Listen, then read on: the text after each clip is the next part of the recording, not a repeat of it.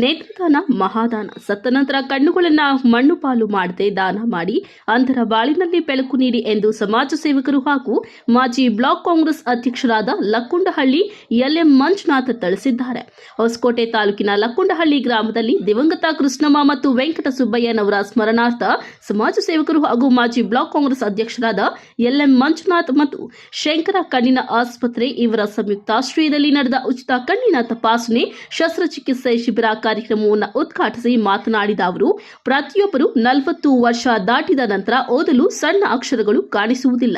ಆದ್ದರಿಂದ ಎಲ್ಲರೂ ಕಣ್ಣಿನ ತಪಾಸಣೆಯನ್ನ ಮಾಡಿಸಬೇಕು. ಕಣ್ಣೇ ಅಂಗಾಂಗಗಳಲ್ಲಿ ಮುಖ್ಯವಾದ ಅಂಗ.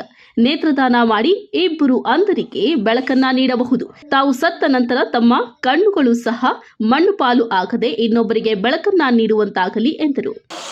ಇವತ್ತೇನೆಂದರೆ ನಮ್ಮದು ಹಾಸ್ಪಿಟಲ್ ಸ್ಟಾರ್ಟ್ ಆಗಿ 65-70 ವರ್ಷ ಹತ್ರ ಆಗ್ತಾ ಇದೆ.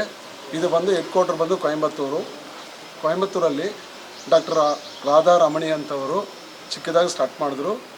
ಇವಾಗ ತುಂಬ ಚೆನ್ನಾಗಿ ನಡೀತಾ ಇದೆ. ಇದರಿಂದ ಇವಾಗ 14 ಹಾಸ್ಪಿಟ್ಲು ಆಲ್ ಓವರ್ ಇಂಡಿಯಾದಲ್ಲಿ ನಡೀತಾ ಇದೆ. ಬೆಂಗಳೂರಲ್ಲಿ ಒಂದು ಹಾಸ್ಪಿಟ್ಲ್ ಇದೆ, ಶಿವಮೊಗ್ಗದಲ್ಲಿ ಒಂದಿದೆ, ಗುಂಟೂರಲ್ಲಿದೆ. ಆ ಥರ ಟೋಟಲ್ 14 ಹಾಸ್ಪಿಟ್ಲ್ ಇದೆ. ನಮ್ಮದು ಪೇಯಿಂಗ್ ನಾನ್ ಪೇಯಿಂಗ್ ಎರಡೂ ಇದೆ. ಪರ್ ಡೇ ಬೆಂಗಳೂರಲ್ಲಿ ಪರ್ ಮಂತ್ ಬೆಂಗಳೂರಲ್ಲಿ 2300 ಸರ್ಜರಿ ಆಗ್ತಾಯಿದೆ.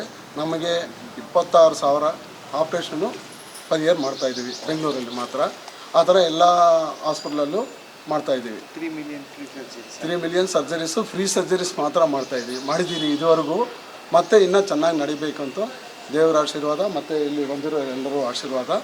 ನಾವು ಬೆಂಗಳೂರಲ್ಲಿ ಟೋಟಲ್ 10 ಡಿಸ್ಟ್ರಿಕ್ಟ್ ಕವರ್ ಮಾಡ್ತಾಯಿದ್ದೀವಿ.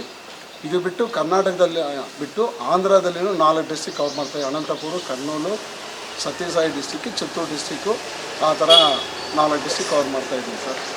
ಬಳಿಕ ಶಂಕರ ಕಣ್ಣಿನ ಆಸ್ಪತ್ರೆಯ ಹಿರಿಯ ಅಧಿಕಾರಿ ಚಂದ್ರಮೌಳಿ ಮಾತನಾಡಿ, ಈಗಾಗಲೇ ಗ್ರಾಮೀಣ ಭಾಗದಲ್ಲಿ ಹೆಚ್ಚಿನ ಶಿಬಿರಗಳು ಮಾಡುವ ಮೂಲಕ ಜನರಿಗೆ ತಪಾಸಣೆ ಹಾಗೂ ಶಸ್ತ್ರಚಿಕಿತ್ಸೆ ನೆರವೇರಿಸುತ್ತಿದ್ದೇವೆ.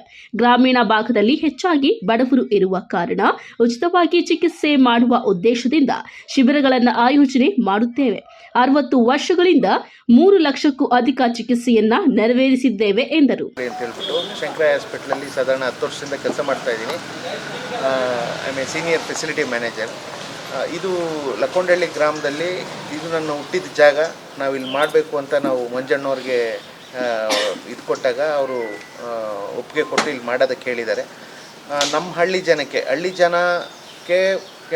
ಎಲ್ಲ ಪೂರ್ ಫ್ಯಾಮಿಲಿಗಳು ಇರ್ತೀವಿ ಅಥವಾ ಇದು ದುಡ್ಡವರು ಇರ್ತಾರೆ. ನಾವು ಪೂರ್ ಫ್ಯಾಮಿಲಿಗೆ ಫ್ರೀ ಸರ್ಜರಿ ಮಾಡಬೇಕು ಅಂತ ಹೇಳ್ಬಿಟ್ಟು ಇವತ್ತಿನ ದಿವಸ ನಾವು ಈ ಕಾರ್ಯಕ್ರಮ ಹಮ್ಮಿಕೊಂಡಿದ್ದೀವಿ. ನಾವು ಇವ್ರನ್ನ ಸರ್ಜರಿ ಫಿಟ್ ಆದಮೇಲೆ ಕರ್ಕೊಂಡೋದ್ಮೇಲೆ ಯಾವುದೇ ರೀತಿಯಾಗಿರ್ತಕ್ಕಂಥ ಒಂದು ಸಿಂಗಲ್ ರುಪಿ ಕೂಡ ತೊಗೊಳ್ಳೋದಿಲ್ಲ.